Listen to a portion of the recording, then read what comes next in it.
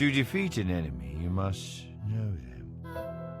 Not just their battle tactics, but their history, philosophy, art.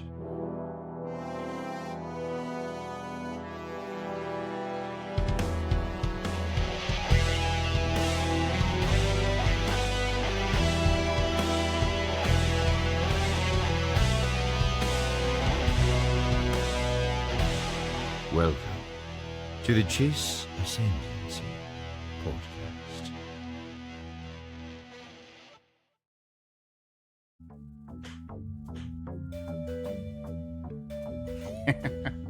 Hello, everyone, and welcome back to the Chiss Ascendancy. You are listening, watching, and enjoying episode 130 of the Chiss Ascendancy podcast. And today, not yesterday, not tomorrow, today we're going to be reviewing chapters 5 and 6 of Maul, Shadow Lord.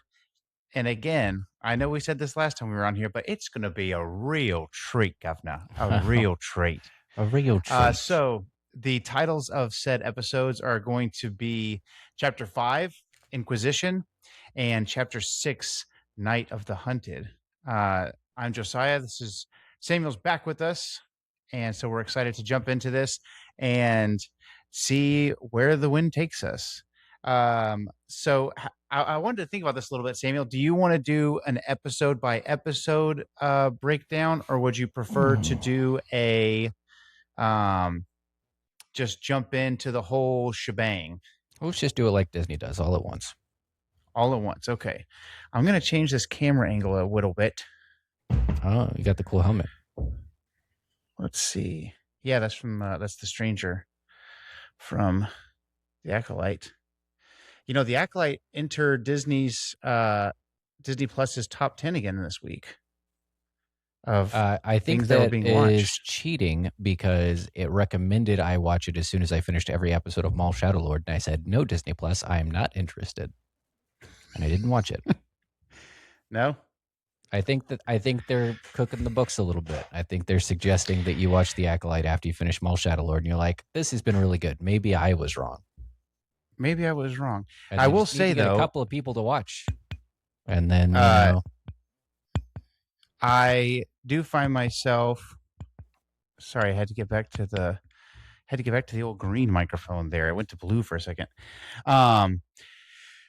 Yeah, I have gone back and rewatched a few episodes of it. And I did he now? I did. Did you know? Did you, Rabbit? There are a few things like I feel bad for Master Soul and the Stranger and some of those elements that were so magical about it. Obviously, even if there was a season 2, we're not going to get any more Master Soul because unfortunately, all of the killed. cool things were no match for the power of P and the power of Pooh. So yeah, I mean, you never know. There could be things that change or whatever. Now that Dave Filoni is the captain of the ship, he could always bring it back and kind of be in charge of it. Who knows? There's good in him, you know, kind of like what Luke was saying about Vader. There's good things to be had still, I think. But that's not why we're here. We're here to talk about the best thing that Disney's put out. I'm more in the agreement with everybody else who said Vader couldn't be redeemed. You're the Obi-Wan from Even Beyond the Grave thinks he should be killed. Kill him, hurry up. I was thinking about that. I was thinking about the concept that even from Beyond the Grave, when he should have like perfect wisdom now that he's been, you know, talking to Qui-Gon, who's been working basically hand in hand with the Wills, and Obi-Wan is a Force ghost, and he's like, nope, nothing changes. The plan is still to kill him. He's a real son of a bitch, and I've not changed my mind one iota. You know, I appreciate that, and I also think about it, though, through the lens of what we have now in Kenobi, where you see Obi-Wan kind of let go of Vader. Yeah. Not the responsibility of redeeming him or saving him anymore. Now he's just the enemy. Only master of evil, Darth. only Master Evildoff. He did try that one more time. He did try again. Yeah. And you have that secondary, because in Revenge of the Sith you have the "I have failed you, Anakin," and you have almost a sadder version of that, and that's when Vader hits you with the "Anakin is gone, I am what remains," and he's like, "Okie dokie." Yeah. But anyways, to the matter at hand, this week's episodes of Maul Shadowlord were fantastic, per usual. Very good. So far we're 6 chapters in. What were your feelings for this week's batches of episodes versus what we got? You know, you had 1 and 2, then 3 and 4. This is 5 and 6. How does this week's duo stack up to? To you see what I'm saying? borrow a term I used quite a bit in high school, scrum-true-lescent. Ooh, Episodes 5 and 6 were scrum-true-lescent. Scrum-true-lescent. What is that from, dude? That's Saturday Night Live. That's a Will Ferrell bit. Is that Robert Goulet? No, that is something else. Yeah. I can. I think that's see it in Celebrity my Jeopardy. mind's eye. I want to say scrum-true-lesson is Celebrity Jeopardy. Scrum-true-lesson. Yeah, I think you're right. So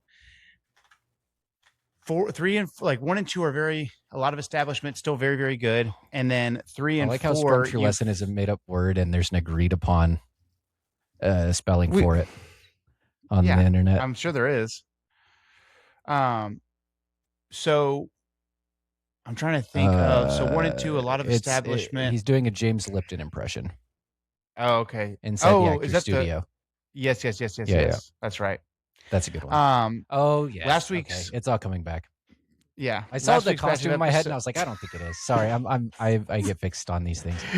Last week's episode. A Will Harrell bloodhound, if you will. Can't give up the trail. Yeah. Got to give him a fight. Understandable. So last week's episodes, we really start to get to know Devin and Master Docky more, and then pretty cool. from there, he's in battle state for sure. Yes, I keep waiting for Master Docky to say something like, "Don't worry." I really, this week, whenever he was like, "You can trust Devin; she'll take care of your son." Yeah, I thought for sure he was going to say, "They're in good hands." Yep. I kept waiting for him to be like, "Your son's with Devin; he's in good hands." I was going to be like, "Aha!" But yeah, I had. It hasn't happened yet, but I haven't ruled it out. So there's a problem for me with what's the name of the guy that does the voice? Allstate guy. Here, I'll look it up. Keep talking. He took a role in a season of 24. Do you ever watch 24? Boop, beep, boop, boop. No. Are you familiar with the concept of 24? Yes. Yeah, 24 hours. There's a bomb of some sort. Dennis Haysbert is his name. So there's a whole, the whole season, it takes place over 24 hours. So the episodes are more like true to real life span of time, how things unfold. Okay, I didn't know that. I thought every episode was the whole season 24 hours. Okay, that's much better because I was cool like, concept. Jesus, how many bombs are there in the world? No, it's a cool concept. So there's always something. But that actor plays the role of one of the presidents. It's the president or the vice president, and I haven't watched it since I was 15, so give me some slack. But he's a bad guy. And so every time I see him on screen, I'm like, he's not trustworthy. It's just like imprinted on my brain. I was like, oh, he's a snake. I know he is. And he's got one of those I was like, voices. oh, he's the guy from Allstate. He's so trustworthy. And then he wasn't. Yeah. He wasn't. He stabbed our guy in the back. Yeah, he has a voice that is very like, oh yeah, I should definitely trust this guy. And he has very kind eyes. And so, yeah, I can see a world where if he had been like a double-cross villain, dude. yes, I can see where you're still wounded from that. Bless your heart. But, Dino Jedi Master Docky, pretty sick. I'm still rooting against him, though, because he's rooting against Maul, who I'm rooting for. So, enemy of my friend is my enemy. Fair enough. Yeah. So the first episode of this week was Inquisition, which is just such a sick name. And yeah, it was cool. as soon as I'm watching it, right, and it says Inquisition, I was like, oh my God. Like I knew it was going to be a crazy episode.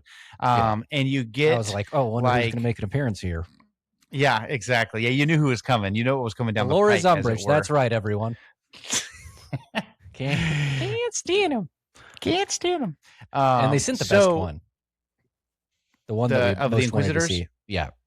Marok. He did fantastic. Did you say Marok? In my mind, it's always Merrick. Okay, here's the thing, dude. I don't know how the heck nobody's ever said it on screen. I don't think so. No, I've heard Merrick. I've heard Marok. I've heard Morok. I've heard Morok is definitely wrong. I'm gonna go on record. Morok is stupid and wrong. Merrick, I kind of get. It just doesn't roll off the tongue the same way that Merrick does. Yeah. And what's interesting is we found out coming into one of the things that's been a little bit tedious. I could see, but Morok, yeah, Morok is stupid. Morok is for morons. Yeah, the more Morok's I say it, for the those less with I like more it. rocks in their head. You know what I mean? What a bunch of buffoons. The weird thing about the Inquisitorius has been we had the Grand Inquisitor in Rebels. And we're like, okay, that's cool. An Inquisitor. That makes sense, you know? And it kind of led back to the Inquisition and stuff like that here on Earth. I wanted to like Grand Inquisitor because he was like the rogue Jedi Sith that you fight in the PSP edition of The Force Unleashed. And I thought that concept was cool. And so he was always that guy in my mind, but I did not like him in Kenobi. Oh, well, yes. Yeah. That portrayal of him made him go down in my mind. So I'm glad that it's not him. Rebels is good. And did you I liked him in Tales of the Empire, the one that's where he's training the Inquisitors. That was really cool. So when we found out about the Inquisitors, it was a very new concept, very cool. But then now you have the whole brother-sister thing going on. And so the one that has like the bird mask in one of the encyclopedias I have names him as the first brother. And then, so the official ruling now that these are coming out and all this stuff's going on, by the way, check out this shirt. Sith sigil here. Neat. Darth Maul. And you get that place that smells like body odor? No, but I can see where you're coming from. So the cool thing is, if you didn't know who's on the front of the shirt, that's Star Wars by Dan Flashers. This is a Dan Flash's Star Wars shirt. He's using his a really complicated pattern. Shut up. The pattern's so complicated. It's my fight. I had to get it. Yeah, this is I have the Darth Maul shirt I've worn several times, which is like the black regular one. That's a great joke. I mean, that is a great joke. That is going to make the YouTube short list for the week. So all that being said, Marok he's officially the first brother as of right now. And the Crow character is the 11th brother. Okay. And so I don't think that it ranks them like in power necessarily. I just think that it's in the order that they join. And the reason I know it's not, maybe it's not in the order that they join because the Crow was already established in Tales of the Empire when Barriss joins. So that would mean that Merrick or Marok is the most powerful. I think that Inquisitor. I do think that it's ranked in power because it's a Sith. Oh, thing. Okay. You know what I mean? There has to be a hierarchy. So then 11th brother, who is the I guess Crow we guy, should, is for like, all the people are going to be like, actually, it's not Sith affiliated. I get they're not actual Sith, but it's a dark side hierarchy. It's a thing. Read a book. Yeah. Well, yeah, that makes sense. You have Grand and then first, second, third. Yeah. So I guess that means the 11th brother is like a total weenie, the Crow guy. I don't know that we've gotten very great showings from the 11th brother. Well, yeah, he was in the Tales of the Jedi where Ahsoka beats him in like 5 seconds. Absolutely schwacked. Inquisitors are pretty fascinating, and I think I would like to know more about them. Who's your favorite Inquisitor based on just the look? Oh shoot, let's look. I've got this list here. Show spoilers. Okay. we talk about spoilers. That's why it had all the hiding died. Died all So the you've hiding. got the Grand Inquisitor, who looks way cooler He looks much in cooler in animation animated. than he does in I real life. really don't like what he looks like in the live action. It's Marok strange is to me super that dope. Marok, Second super sister has a cool helmet. dope. Mm-hmm. She's a fun character. I really like the concept of this character. I think that's very funny. Eighth brother looks sick. And that's just me, because this is obviously an Easter egg towards if you had played the Ultimate Sith edition of The Force It does kind of Unleashed look like Sith Stalker armor. on Xbox 360, you had this kind of helmet. Yeah, 11th that's brother, sick. wish he were around still. Died Imperial era. Well, we will get him in Maul still.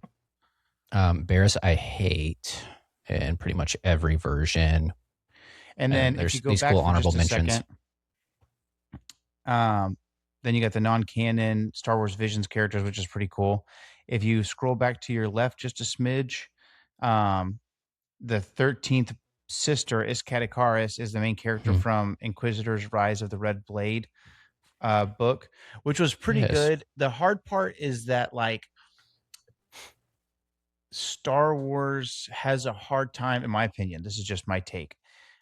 Star Wars has a hard time with writing about a bad guy who is just bad and just stays bad and has always been bad, will always be bad. Yep. I'm all the way here for I'm just a bad guy. Take it or leave it. Yeah. Which is like, I guess it's the problem with that is Star Wars is always about the balance of the dark and the light. So like and it's always about both. Good wins. Right. You know, it's just like I think Master Doki says that tyranny is always overthrown, you know? So I think that obviously Star Wars is very much like about life lessons and about good overcoming evil and things of that nature. And so it's hard to write a book about a bad guy who wins, because ultimately you do want the bad to be defeated. That's why the Darth Bane trilogy stands out so strongly, because it's a book that's literally just about the guy who is ultimately a bad guy. And he is the protagonist of the story, but an antagonist from the outside looking in. And that's a rarity. We don't get very many of those. Like Darth Plagueis maybe was one that was the main character of his story. But Palpatine, you know, even for Darth Plagueis being one of my favorite novels, it still has a lot of Sidious in it, when I wish that it was just like hardcore focused on Plagueis.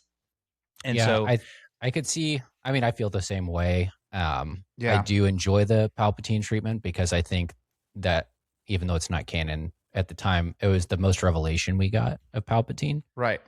He's always kind of kept out of the picture. That's when we found out about Sheev. Yeah, that's what Sheev said. Tarkin's a great novel because it's just the story of Tarkin doing what he wants to do, dies the villain, never tried to be the good guy. Love it. Yep. So all that to say, I think that's what's so cool. I guess if we want to bring it home real quick, that's what's so cool about the Maul series. Yeah, he is who he Maul's is. just doing what he does. Yep. He's never flirted with the light. No. And I think I still want. That's why the Rise of the Red Blade novel was good, but there was definitely like Iskat is torn. You know, long story short, they try to corner Vader and they get bodied and they lose. And I want a novel about someone like the Grand Inquisitor or like Marok, who is a fascinating character, looks good. Marok is going to end up being a fan favorite after this series for sure. I think he already was, and I think that's probably why he got pulled into such a prominent role. And they gave him some cool stuff. Yeah, some cool stuff. I want to know more about him. That being said, but yeah, Marok is a fantastic character. I actually have a guy that I met on Instagram who's got a pretty nice Instagram page, does some really cool stuff, and he's going to 3D print me a Marok helmet. That's sick. That is wearable. The visor comes up and you put it on and then it closes. So he was like, I'm going to need the dimensions of your head. And I was like, only if you promise not to laugh. But going Big back old to the fat actual meat of the episode, the Empire comes in and they're blasting Fetty Wap as they overtake the skyline of Janix, and yeah, Dude, and then I was cracking up because it's so Empire when they walk in. They've literally been on the planet about 35 seconds, and all the stormtroopers are like, all right, everybody show their ID. Where are you going? What are you doing? They have like Yeah. freaking, they have no idea what's going on in this planet. yeah, and then I was thinking about this too, like the Lieutenant Blake comes in and he's like, "Where is Chief Kleiss?" And she's like, "Who wants to know?" And he's like, "The head be in charge." Like he just tells her like, "We're going to interview and I'm Yeah. in charge of." And what's crazy is I was thinking about this because I rewatched the episodes today. He says, "I'm in charge of the planet until we can figure out what's going on with this fugitive," talking about Maul. And it's wild to me that they show up and he's like, "All right, I'm in charge of the whole planet now." Like a whole planet. I'm in That's charge pretty now. crazy. And he's a real He's- wiener. He's a piece of work. He's a piece of work. And I think animation is so fascinating because you can hone in on what you want a person's appearance to convey. Kind of focus on, like, yeah. You can put someone's personality into their appearance in animation, Yeah. He reminded me a lot of, I can't remember the character's name. I'll put a picture in here for the YouTubers, but the guy from the episode of Bad Batch that Crosshair ends up killing when he does his military defection. Yes. They're on that planet where all the clones are basically being like left to die. It's Imperial middle management. That's all it is. Yeah. There's and this one kind of guy that thrives there, usually doesn't survive to make it to senior management. Yeah. The guy looks like he has such a thick beard, but it's clean shaven. Shaves it so meticulously. Yeah. And there's like, and who knows if they meant to do this, but as I was watching it today, because I've seen the episode, so I have, the bones of the episode in my brain. So I'm picking up on smaller things here and there. And to see like, okay, the clones had a million different facial hairs or a million different tattoos or whatever. They gave themselves their names and things like that. And then this guy comes in and he looks like every other Imperial to the point that he clearly has a full beard that's clean shaven. Like,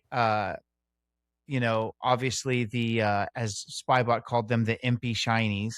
Yeah. Every trooper looks the exact same. There's no expression on the armor. Every gunship looks the exact same. There's no expression on the gunship. Like there's so many things that are little tidbits here and there for the average person maybe didn't pick up on them. But as you're watching it, you're going, oh man, like these things look the same as they did a year ago when the Republic was still around, but they couldn't be more different with the troopers all looking the same and the ships all looking the same and everybody's in uniform and everybody's clean shaven. There's no personality. Your personality is you're a part of the Empire. And they come to Janix.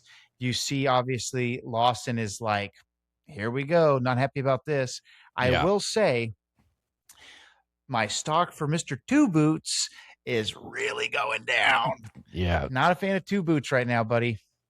Well, he doesn't get to wear his two boots anymore, so he's just robot from here on out. Yep.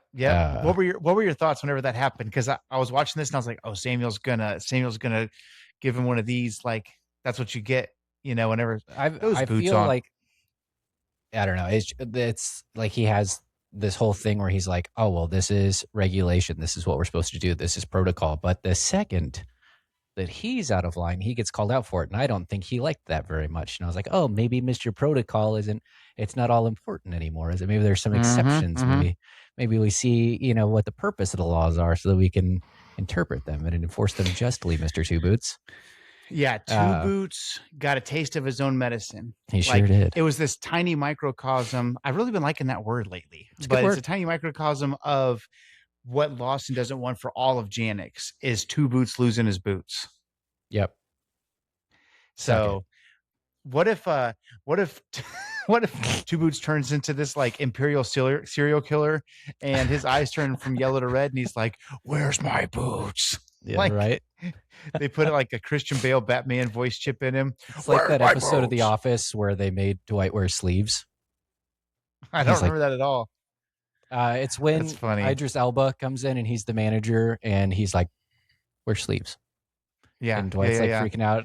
He's trying to defect. Eventually he comes I around like- to it, but he doesn't like having to wear long sleeves. Long sleeves. Have you seen that clip where I was introducing himself and he goes, "Hello, everyone," and like he's like halfway through the next sentence and Kevin's like, "Hi," and Idris Elba almost loses it. That's David Wallace. David Wallace says it, yeah, but Idris is behind him. Yeah, and dude, and it's David's so like, "Hello, good. everyone." Kevin, "Hi." Like 10 minutes Hi. later. Dude, the actor who plays David Wallace really handled that well, because I know that that Kevin's actor was really trying to mess with him for a second. Dude, he's That's so awesome. funny. So Lawson, obviously Chief Kleiss, I want to say is her name, gets interviewed first, Mhm. right? And then they say, "Okay, Lawson, your turn." And he asks, "Where's the chief?" And he says she's been reassigned permanently. Pretty So sick. what do you suppose happened to the old chief? I don't know, Siberia, Hoth. Yeah. It's basically Star Wars Siberia. One way out. Yeah, Yeah, she's building the Death Star somewhere. yeah. She is living a considerably worse life than she was living before Which the sucks Empire. because like that's just one of those like what's the word I'm looking for? It's just Casualties. one of those casualties of war, you know what I mean? Like she didn't do Yeah. any wrong. She had the same Collateral goals that damage. Lawson did. Yeah. Collateral damage. There you go. And then they take Lawson in and they're like, "Look, I just advise you be more forthcoming than she was." Dude. And when they sit him down, there's freaking claw marks Yeah. on the desk. And I'm like, "Oh my God." And You have to believe that he couldn't possibly have been dumb enough to be like, "Oh, they're just letting me go. They have no ulterior motives. Yeah. They certainly won't be following me and watching me for the next 3 months." Yeah, exactly. Yeah, whenever he's like, "You're free to go," I was like, Yeah. and he calls their BS at a little bit because they're like, "The Empire appreciates your, cooperation." He goes, "Oh, I bet they do," Yeah. But then Marok is the interrogator. So you know that Marok was doing some Kylo Ren stuff to the chief. Do we think? Okay, I know you like to speculate. We'll do a little speculation. Oh, yeah, specky. Put on our specules. Oh, let me put on my speculation helmet.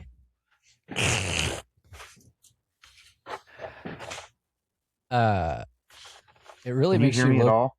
Yeah, a little bit, but it makes you look like you're leaning forward really bad. I am.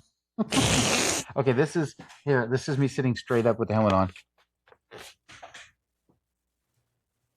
I can't take you seriously like this. Take that Go ahead. ridiculous thing off. What do we think the odds are that Marok is on, at some point in his history, Kifar? You were saying? Did you not You hear think me? that he's Kifar? No, I did. You think he's Kifar? I don't know. Because Well, he's got of the psychometry. He seems pretty slick with it.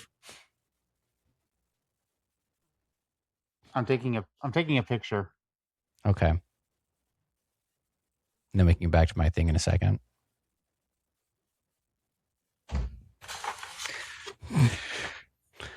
That's a good question. I don't know. Kifar would be pretty interesting. For the way that I read it, back in the day. Here's my thing. I think it would be cool if he were Kifar, because the main thing, what's the main job of Kill Jedi? the Inquisitor? Yeah, but to kill Jedi, you have to find Jedi. You have to find them of first. course. Mm-hmm. We've got a Kifar who's leading essentially the Jedi Underground Railroad.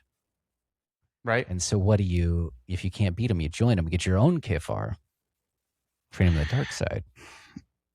So you're saying on one side of the coin, you have Quinlan, who's helping lead the Jedi escape route that Obi-Wan mentions in his show, which is several years later.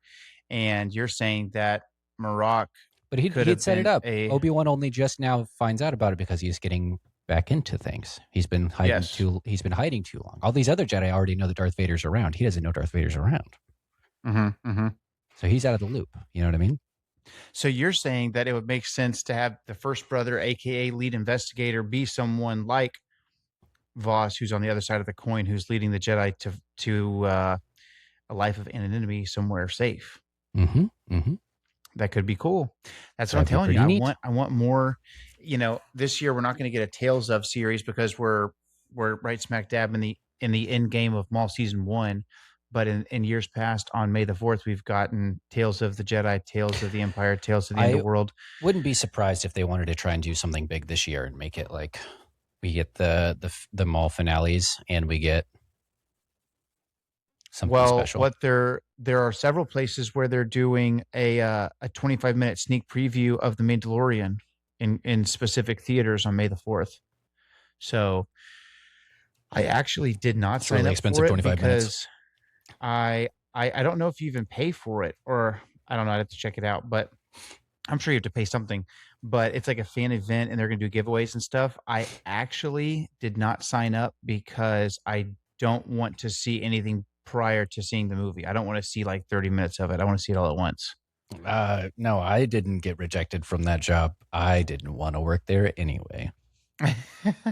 Yeah, I saw it yesterday. Why and, I Star Wars fired the Mandalorian preview as my employer. As my employer. That's a good one. Okay. But yeah, I would love more stories like Tales of the Inquisitorious. If you watch the show, I still love you. I know you don't. If they did a Tales of the Inquisitors or something like that, that would be sick to get Marok's backstory.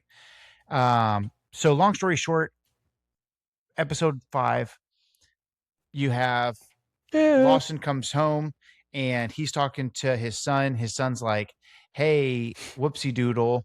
And you get the Jedi are now in hiding in Lawson's apartment with his son Riley, which is like the worst place the Jedi could be because he's trying to protect his son. How far does episode 5 stumble into episode 6? I think the last part of 5 is when he says, "You've got to be kidding me," and that's the end of episode 5. Okay.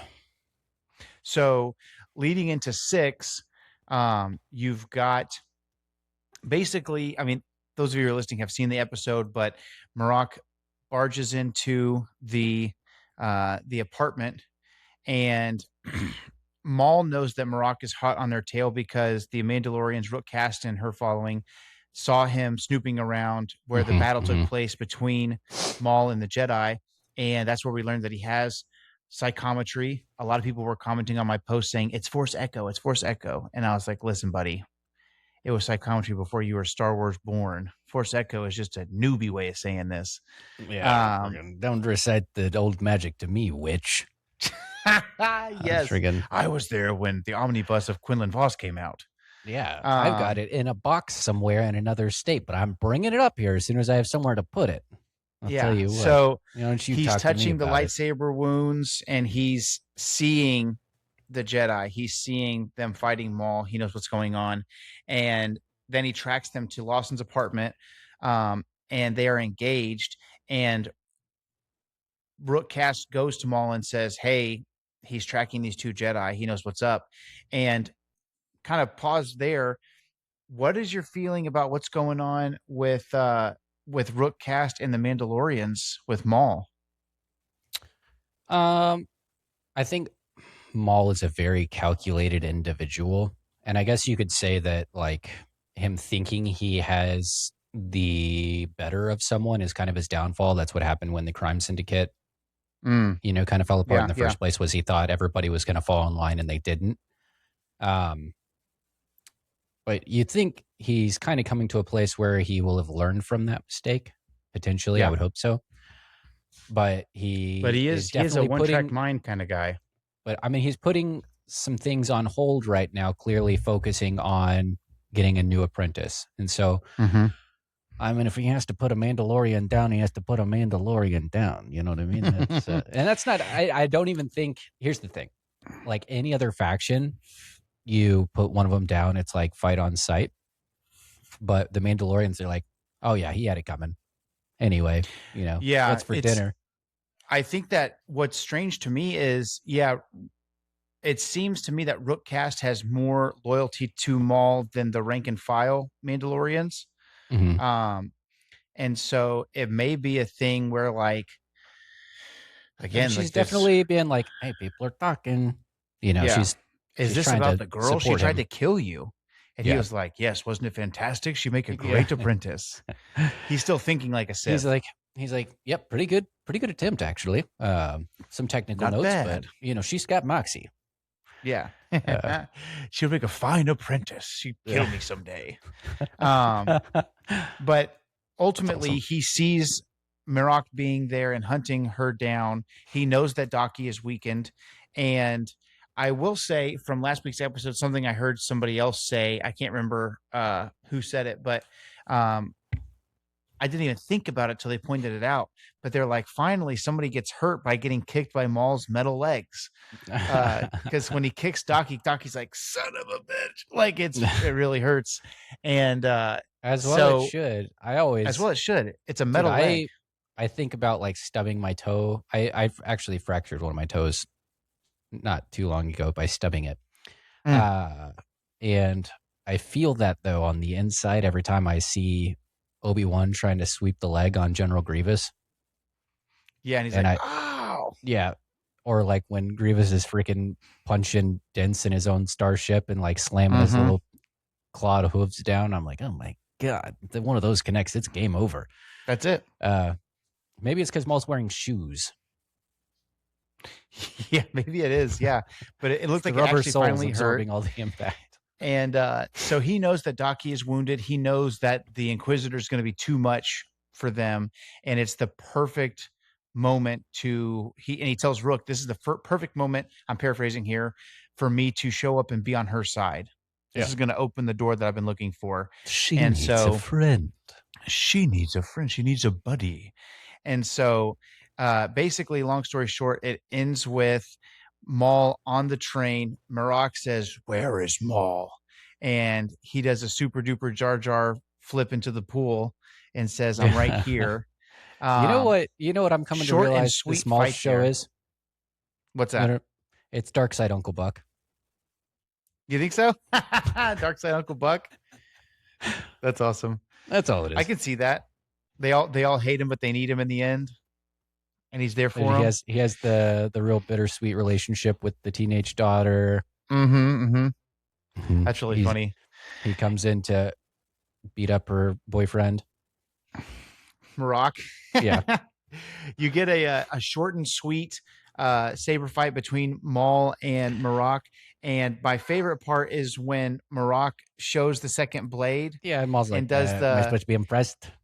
Yeah, he does the spinning saber, and Maul makes a face like, that's not real art. I saw someone compare it to like, this must be what it feels like when you're an actual photographer and someone's like, look at my AI post. And so he does the AI push button twirl, and Maul's like, oh no. And he does, the actual twirl. And then we get a really, really short battle. They split up. And then Devin turns. They in tandem have sent Marok on his way, and Devin turns and is like, "Okay, now we're gonna fight." And Maul just looks at her with that Mexican same standoff. Yeah, they have that moment where he's looking at her and he just undoes his lightsaber and is like, "We're not doing that." And again, that's a moment where he's like on purpose turning his back to be like, and to quote another John Candy movie, it's like Trains, Planes, and Automobiles, where he goes on that spiel. I like me. My wife likes me.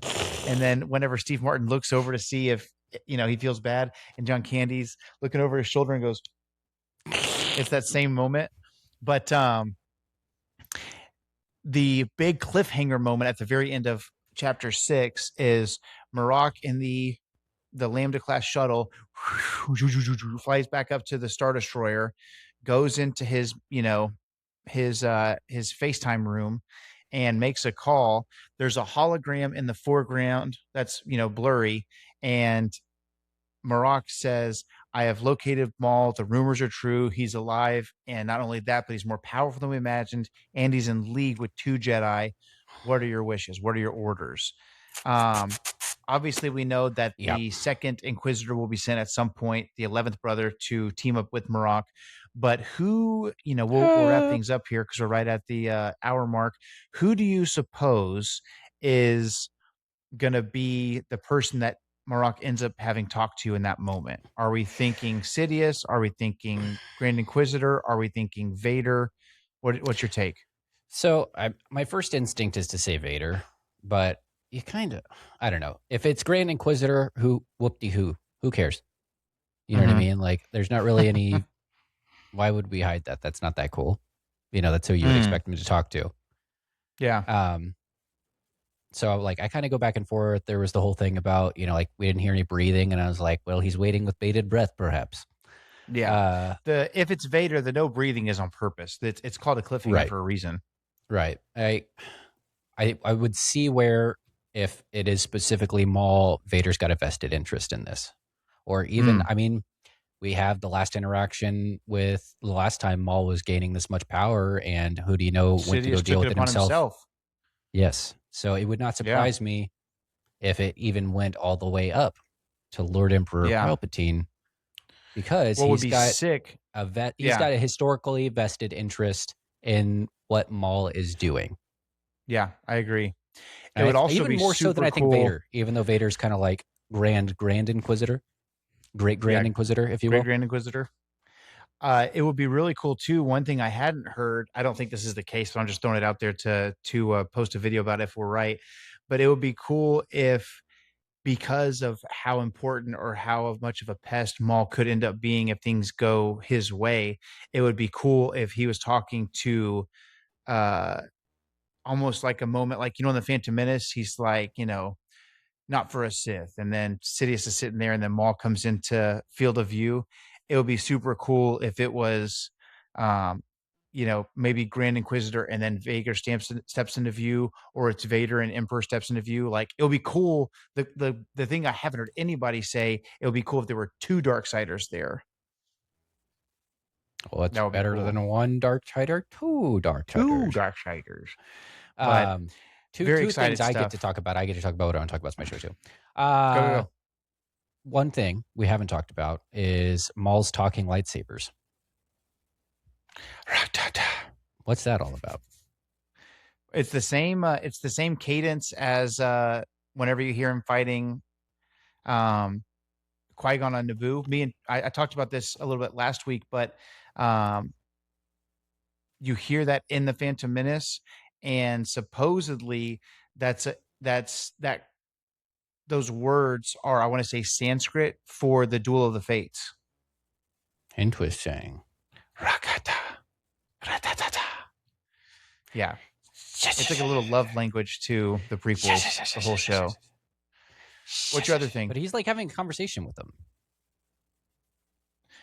I have not. I didn't pick up on him conversing with the Sabers. There's a moment where he's like reclaiming his lightsaber from Devin, and he kind of has like, I don't know, like there's a relationship in episode, there. What would that be? 3, I guess. 3 or 4. I'm going to need that, Devin. Yeah, that was an interesting one. I really loved watching him go through his meditation and like lightsaber forms and stuff like that.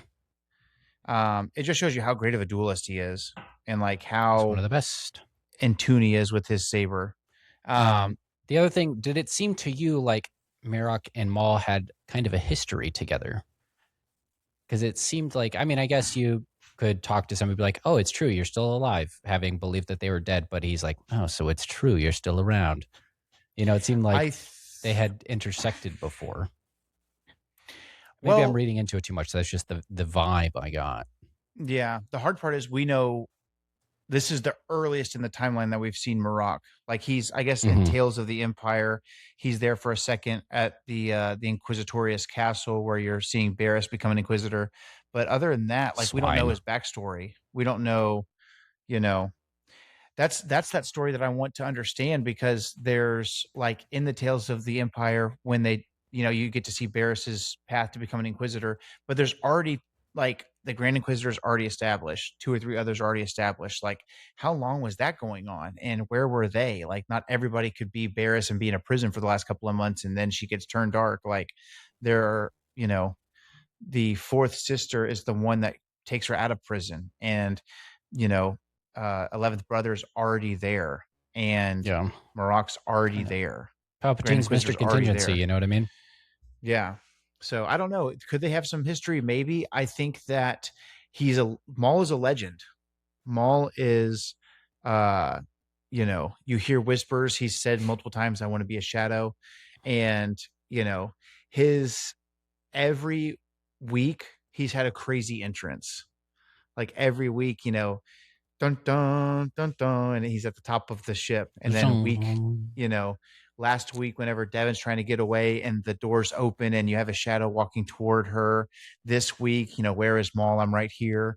I think that he has this massive presence, except for he keeps it under wraps. And so uh I think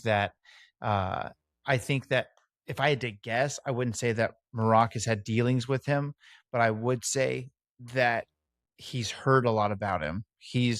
It's like hearing about the boogeyman or hearing about Bigfoot or hearing about the Loch Ness monster, and then you're in the woods and you actually freaking see Bigfoot for yourself.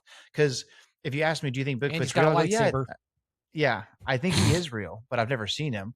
I think if I were to see Bigfoot after all these years of hoping that he's real, I think I would still crap a brick. I think I'd still go, "Oh my god!" Like I wouldn't be like, "Oh, there he is. I knew it." You know what I mean? I would if we went on a vacation together and we were sitting on the I mean, if I side of also had a lightsaber, I wouldn't be too worried. yeah. I mean, I just think that like if we were together in Scotland and we were just walking down the road and we're near Loch Ness and we see a freaking, you know, a plesiosaurus or a water horse or whatever the heck it is, and we actually saw it with our four eyes, Yeah, an it would interdimensional still, being that travels via wormhole from yeah, another exactly. dimension to this one. Yeah. Yeah, Same you thing. know, pretty interesting stuff. So I don't know. That's a really interesting take though, because we literally have no idea who Marok is. So Right. maybe he is, you know, whenever I see him, I think, oh, that's a young Jedi that was turned during Order 66, you know, in the last year or so. But we don't know. He could be a dark sider that was on the outskirts of known whatever and brought into the fold during, you know, the rise of the Empire. We have no idea who these people are. That's why we need more stories about the Inquisitors. Yeah. I just seemed curious to me that I was like, oh, it seems kind of familiar. Yeah. I did whenever he And it said did that, seem I like was it very did seem interested. like Maul was aware of how efficiently Merrick would investigate. Yeah, he was not pleased. Like he was happy for the opportunity to bring Devin over to his side, but he definitely was like, "Oh, here we go." Like, But you get what I'm saying? Like it seemed like he knew that to some extent Merrick the had capabilities. psychometry and was moving You think he knew in about the stride. psychometry? It just seemed like he wasn't surprised by the swiftness of the investigation, is all I'm saying. Yeah, yeah, very interesting. But yeah, today is Thursday. This will come out either Friday or Saturday, so just a couple more days, and we will have caught up to Chapter 8, where all the people who got the early release got to see 1 through 8, and then 2 weeks from now, on May the 4th, we'll all get to experience 9 and 10 together. And so, I don't think that we will see if Vader does come into play. I don't think we'll see him this week. I think maybe we'll see him talking to Marok, but I think that him showing up would be something you would save for 9 and 10. Do you think we get like an Infinity Gauntlet moment? I'll do it myself. Mm-hmm. Maybe so, dude. I mean, here's the other thing with the 11th brother's mask just kind of fading away when Ahsoka kills him, with Merrick's or Marok's body just kind of exploding into green gas that really looks like Night Sister magic whenever he's killed by Ahsoka. Something we talked about. I've talked about it. Like I said earlier, Blast Points was talking about it. It really, really could be that Maul kills both of these guys and they're reanimated by some kind of dark side magic to continue to do the Emperor's work. Or Marok is also a Zabrak.